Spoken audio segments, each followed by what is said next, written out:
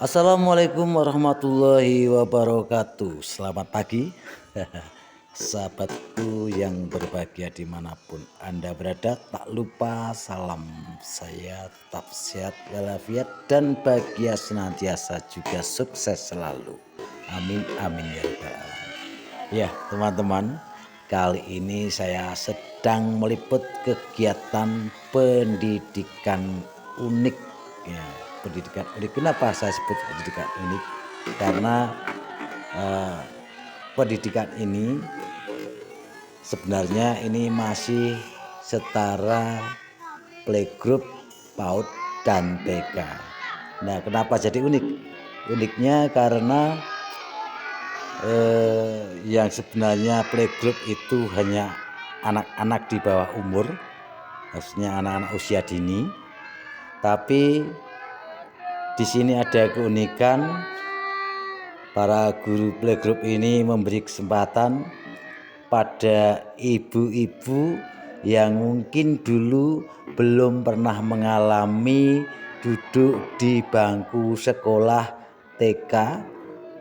Nah, ini diberi kesempatan teman-teman. Diberi kesempatan untuk mengikuti atau belajar di sekolah TK. Nah, ini faktanya seperti ini. Ini bukan anak-anak saja yang sekolah di sini, tapi juga ibu-ibunya. Nah, kalau yang tadi itu playgroup, ini yang PAUD-nya. Jadi memang pendidikan di pegunungan itu sangat unik, teman-teman. Sebelum masuk SD harus belajar dulu selama 3 tahun. Dari playgroup, kemudian PAUD, lalu ke TK. Nah, setelah itu baru masuk SD. Jadi memang belajar itu tidak terbatas waktu dan usia. Luar biasa teman-teman. Dan ibu-ibu ini kalau anak-anak menyanyi nanti juga dapat giliran menyanyi ibu-ibu ini. Nah, ingin tahu ikuti terus ya. Seperti apa ketika ibu-ibu nanti menyanyi. Nah, ini kan giliran anak-anak yang menyanyi. Oh iya, ini kebetulan pas perpisahan ya, perpisahan yang dari PAUD naik ke TK, yang dari playgroup naik ke PAUD. Nah, ini perpisahan PAUD-nya. Setelah menerima ijazah, nanti anak-anak disuruh nyanyi. Ibu-ibu juga ada loh yang dapat ijazah.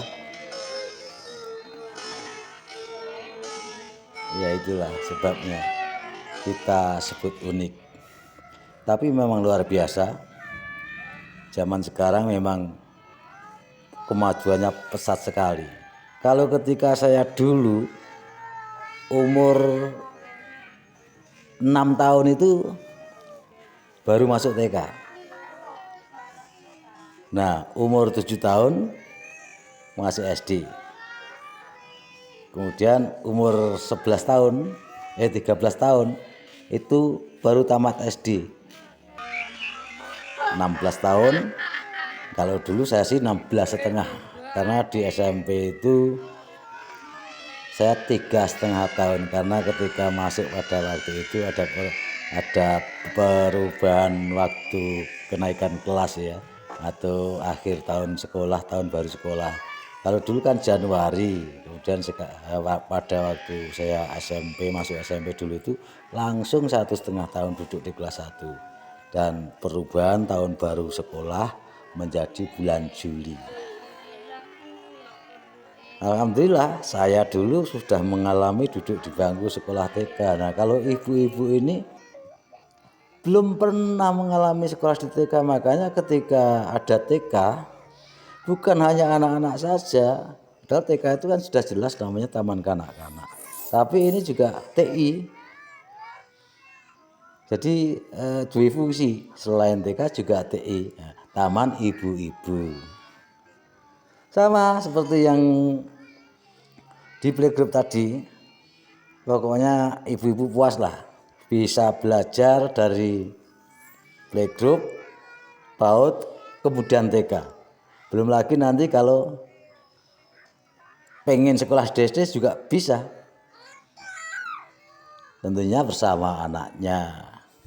Luar biasa kan teman-teman. Itulah keunikan sekolah zaman sekarang.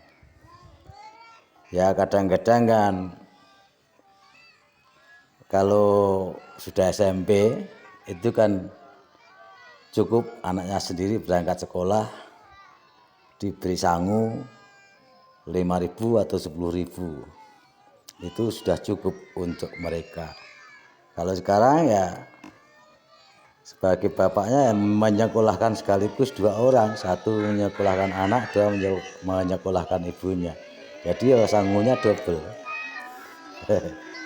Luar biasa teman-teman, seperti inilah kegiatan belajar di zaman modern ini.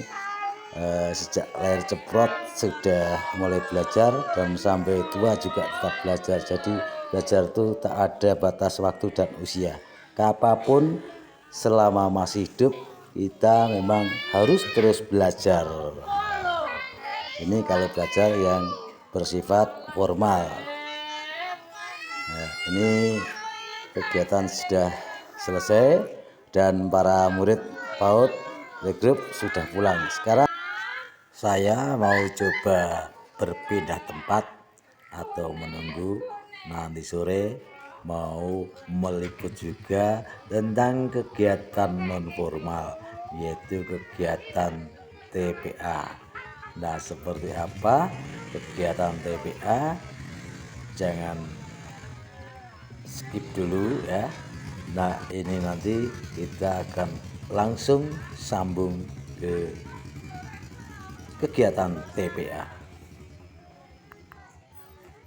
Kita ganti ke kegiatan pendidikan non formal. Nah, ini juga anak-anak baru lahir nih ya istilahnya, baru berumur 7 bulan ini sudah mulai belajar ngaji teman-teman. Ini istilah kegiatan TPA, ini TPA di ruang TPA. Jadi disinilah dilaksanakan kegiatan pelajaran baca Al-Quran. Nah, nih selain baca Al-Quran juga ada pendidikan akhlak, ada pendidikan hukum-hukum Islam, komplit pokoknya TPA ini. Tapi yaitu maklum yang namanya kondisinya di gunung, jadi sarananya untuk melakukan kegiatan ini juga masih sangat sederhana.